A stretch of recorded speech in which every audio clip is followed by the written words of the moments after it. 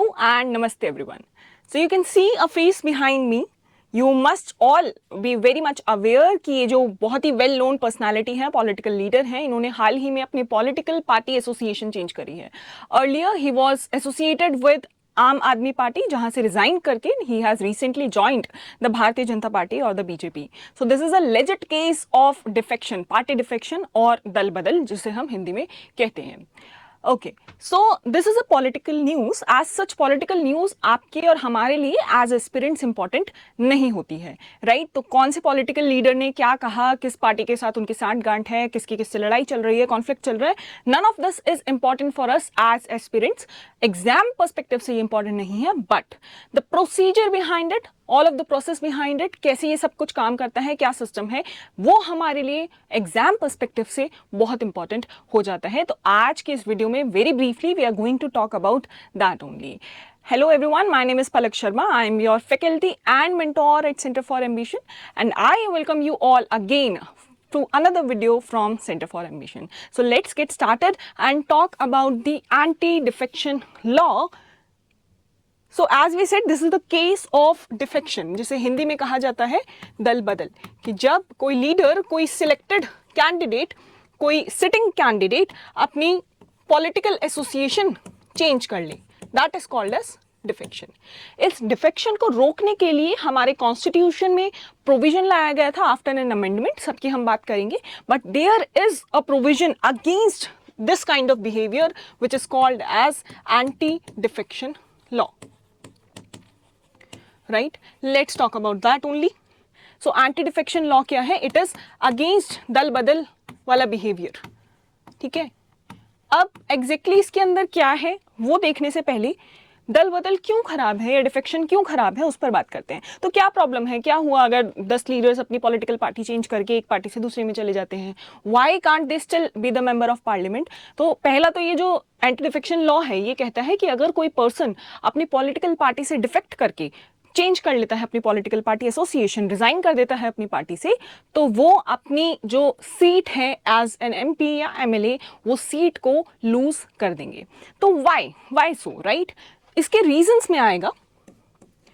पहला, it impacts the political accountability of the MP और MLA. Accountability या जवाबदेही कैसे? आप वोटर्स जब भी वोट देते हैं, तो सिटीजन्स जब भी वोट दे रहे हैं, they are obviously voting with the thing in mind कि मैंने जिन सर्टन कैंडिडेट को वोट दिया है, they are associated with a certain political party. तो let's talk about Shri Raghav Chadha ji only, who is a member of honourable member of parliament from Rajya Sabha. तो although Rajya Sabha के members को हम और आप डायरेक्टली वोट नहीं करते हैं, but let's take his example as if we have voted for him. Okay, so if I'm voting for him from my constituency, तो मेरे माइंड में, बैक ऑफ द माइंड ये चलेगा कि he is associated with the आम Aadmi party, और आम Aadmi party का कुछ मुद्दों को लेकर, कुछ चीजों को लेकर अपना एक अलग स्टैंड है एज अपोज टू बीजेपी और कांग्रेस. तो हर पार्टी का अपना अपना अलग अलग स्टैंड होता है. Now if I am voting for Shri Raghav Chadha ji, that means I am also voting for the ideology to which he is associated. तो मैं आम आदमी पार्टी की विचारधारा के को भी वोट कर रही हूँ in that case, right? But जैसे ही आपका वोट किया हुआ कैंडिडेट अपनी पॉलिटिकल पार्टी चेंज कर लेता है, now he is there as my representative, as the representative of my constituency, right? वहाँ की मेजॉरिटी ने किसी आइडियोलॉजी के लिए उनको वोट दिया था, but now he is changing his party, he is changing that ideology that we voted for. तो एज जनता, एज वोटर्स, हमने जिस चीज के लिए वोट किया, वो चीज अब रिप्रेजेंट नहीं होगी पार्लियामेंट के फ्लोर पर from our constituency, right? So this is the first case.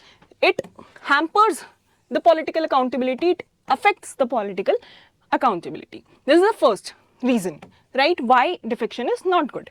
Second, it leads to political instability.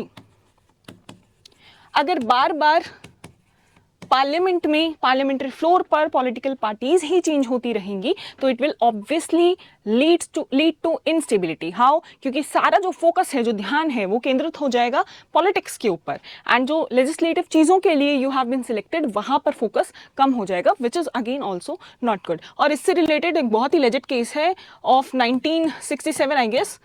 Haryana के एमएलए थे श्री गयालाल जी, जिन्होंने 15 डेज के अंदर 3 बार अपनी political association, political party change की थी। तो तभी से कहा गया कि ये तो पॉलिटिक्स आया राम गया राम वाली हो गई है, कि आप एक पार्टी में आते हैं फिर दूसरी में चले जाते हैं, है ना। तो अगेन अगर आप 15 दिन में 3 बार पार्टी ही चेंज कर रहे हो, तो वहां पर पॉलिटिक्स के अलावा और कुछ हो ही नहीं पाएगा। So this is another reason why defection as such is not good. Third major reason could be that we want to curb corruption. हम चाहते हैं कि जो मनी पावर है उसका रोल थोड़ा कम रहे पॉलिटिक्स के अंदर, राइट। तो we are, Indian politics is anyways very infamous for the role of money in the politics, right.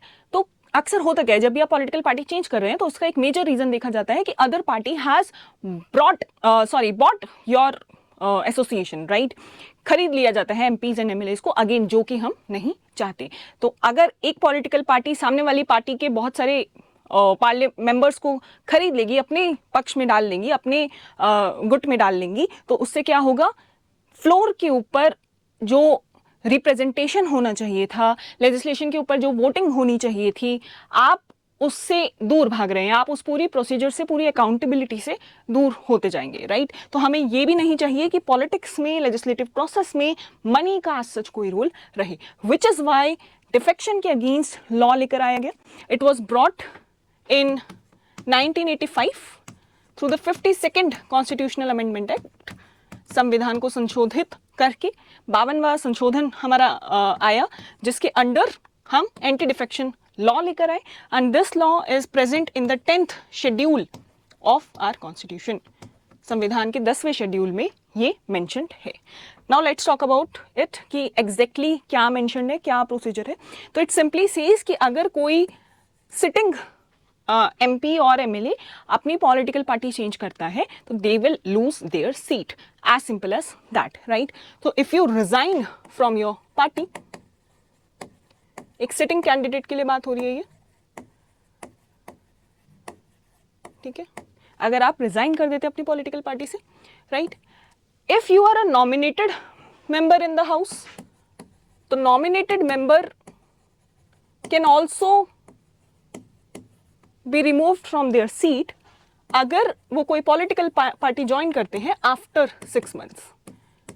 तो नॉमिनेशन के 6 महीने के अंदर अंदर अगर वो कोई पॉलिटिकल पार्टी ज्वाइन कर लेते हैं, दैट इज ओके। बट अगर वो 6 महीने के बाद में कोई पॉलिटिकल पार्टी ज्वाइन करते हैं तो this will not be allowed, right.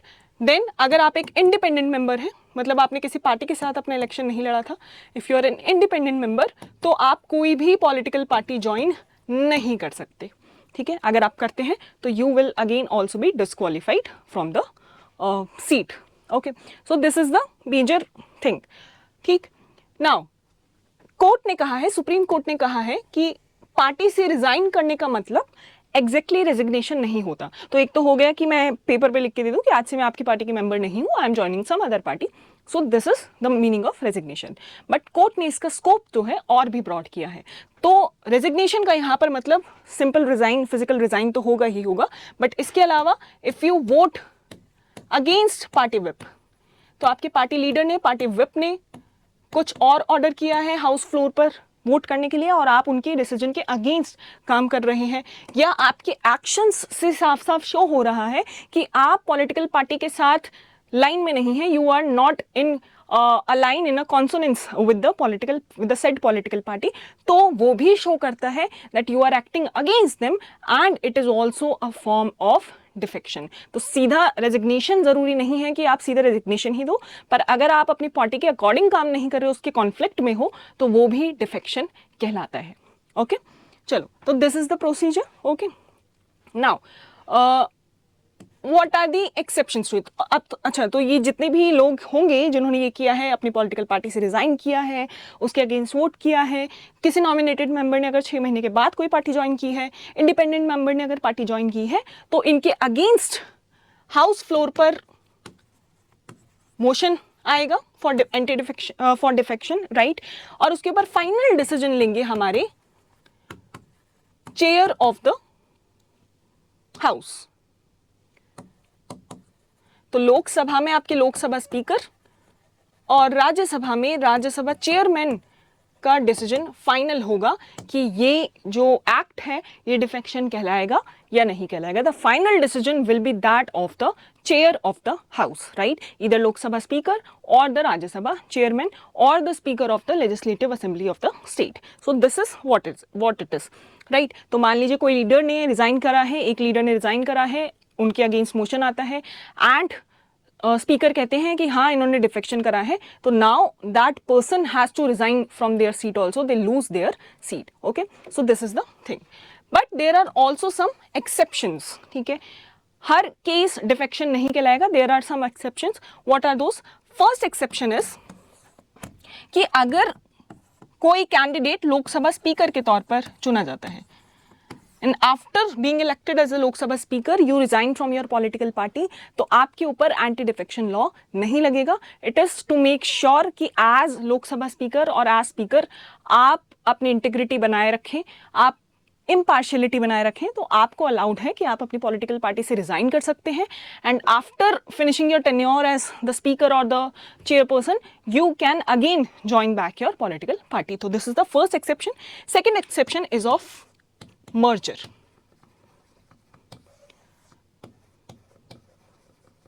Merger, तो मर्जर कहता है कि लेट्स से पार्टी ए और पार्टी बी है, पार्टी ए से कोई सिंगल पर्सन अगर पार्टी बी में जा रहा है तो वो तो डिफेक्शन है, बट अगर पार्टी ए का 1/3 पर्सन पार्टी बी में चला जाए तो उसे ओरिजिनली कहा गया था मर्जर, कि अगर पार्टी ए से पार्टी बी में 1/3 से ज्यादा सांसद या मंत्री, सॉरी नॉट एग्जैक्टली मंत्री, सांसद या फिर सिटिंग कैंडिडेट्स अगर पार्टी ए से पार्टी बी में चले जाएं 1/3 या उससे ज्यादा, तो इसे डिफेक्शन नहीं कहा जाएगा, it will be called as party merger. तो मान लीजिए अगर पार्टी ए के हाउस में 9 लोग थे और इस 9 में से 3 या 3 से ज्यादा लोग पार्टी बी में चले जाते हैं, तो उसे डिफेक्शन नहीं कहा जाएगा, उसे मर्जर कहा जाएगा, राइट। ओके, नाउ ये जो नंबर है 1/3, इसकी वजह से बहुत सारी प्रॉब्लम्स हुई, right. It became very easy for the other party to buy your MPs, है ना। तो let's say not to defame any political party, हम ए और बी नाम से ही करते हैं, तो पॉलिटिकल पार्टी बी ने क्या किया, बहुत सारे पैसे देकर पॉलिटिकल पार्टी ए के बहुत सारे MPs को अपने पक्ष में कर लिया, अपने गुट में कर लिया। अब क्योंकि ये मर्जर कहलाएगा तो इनके ऊपर कुछ डिफेक्शन, एंटी डिफेक्शन लॉ भी नहीं लगेगा and they are very safe. और जो भी पॉलिटिक्स चल रही है, मनी की जो पॉलिटिक्स चल रही है वो चलती रहेगी। टू सॉल्व दिस प्रॉब्लम इस लिमिट को बढ़ाकर 1/3 से 2/3 किया गया इन 2003 91st अमेंडमेंट एक्ट। तो पहले मर्जर कहलाता था 1/3, 1/3 MLAs या MPs के मर्जर पर, अब कहलाएगा जब 2/3 of the MPs have change their political party, it will be considered as a merger and not as defection. So this is all about the 52nd amendment act. Okay, just give me a second. ठीक है, चलिए तो यहाँ कुछ important recall कर लेते हैं दोबारा। सबसे पहले 52nd constitutional amendment act that we are talking about, 10th schedule उसके अंदर लाया गया और कुछ एक्सेप्शंस भी आपको दी गई है against anti defection law. 91st amendment act में ये लिमिट मर्जर की बढ़ाई गई है फ्रॉम 1/3 टू नाउ 2/3, बट इसका भी एक क्रिटिसिज्म ये है कि it has just made the process more difficult.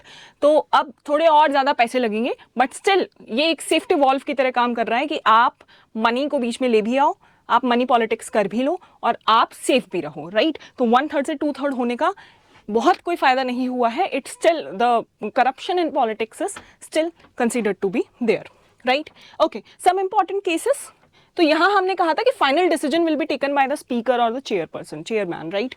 तो अभी तक में क्या होता था, इनिशियली इट वाज सेड कि जो भी डिसीजन होगा फाइनल वो लोकसभा स्पीकर या चेयरमैन का ही होगा और उसके डिसीजन पर कोर्ट इंटरवीन नहीं कर सकती, कोर्ट कुछ नहीं कह सकती, कोर्ट उसे रिव्यू नहीं कर सकती। But in the Kihoto Hollohan case your Supreme Court has said कि सुप्रीम कोर्ट को पूरा राइट है लोकसभा स्पीकर के डिसीजन को रिव्यू करने का in the case of anti defection law. So ये हमारा एक बेसिक स्ट्रक्चर का पार्ट है, judicial review, basic structure of the constitution. तो this can not be taken from us. तो the decision of the leader, the decision of the chairperson can also be reviewed by the court. Okay, another problem is that कि हमने कह दिया कि speaker का decision अब review हो सकता है, बट अनदर प्रॉब्लम इज कि स्पीकर जो है वो यूजुअली डिसीजन लेते ही नहीं है timely. Why does that happen? Usually let's say political party A से पार्टी बी में पर्सन जा रहे हैं, party B let's say is in majority, तो आपके स्पीकर भी अक्सर उसी पार्टी के साथ एसोसिएटेड होते हैं। तो अभी जैसे बीजेपी पार्टी है तो स्पीकर भी आपके बीजेपी पार्टी के एसोसिएशन में ही होंगे। Why would they decide against BJP? अगर बीजेपी में कोई लीडर आ रहा है तो उसके अगेंस्ट वो डिसीजन क्यों लेंगे? This is the problem with the act. तो आपके स्पीकर या चेयरपर्सन बहुत महीनों तक सालों तक डिसीजन लेते ही नहीं है। This is another problem.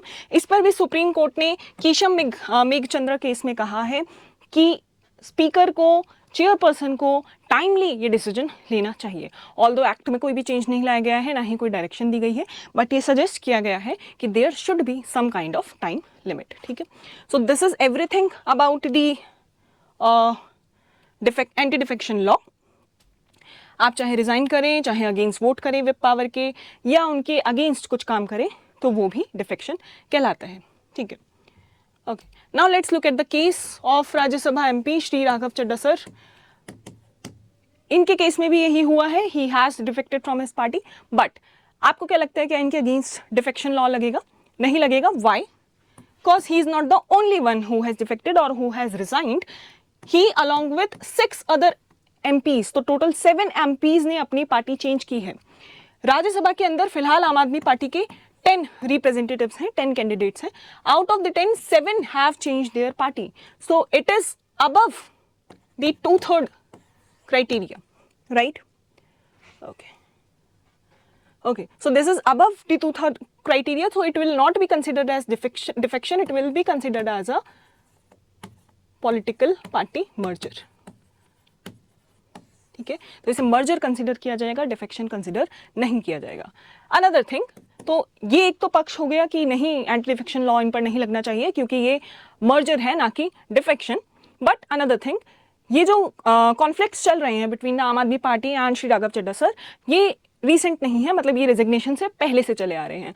So for example when the top leaders of the party had to go to jail, they were in the jail due to the excise policy case, तब भी ऐसा कहा गया श्री राघव चड्ढा जी was avoiding the case, he was not coming in front of public and saying anything in support of the party, तो उसे भी kind of defection ही माना जाएगा। तो previous इनके acts के basis पर हम उसे defection बोल सकते हैं। तो there is still a chance कि इनके against anti defection law लग सकता है।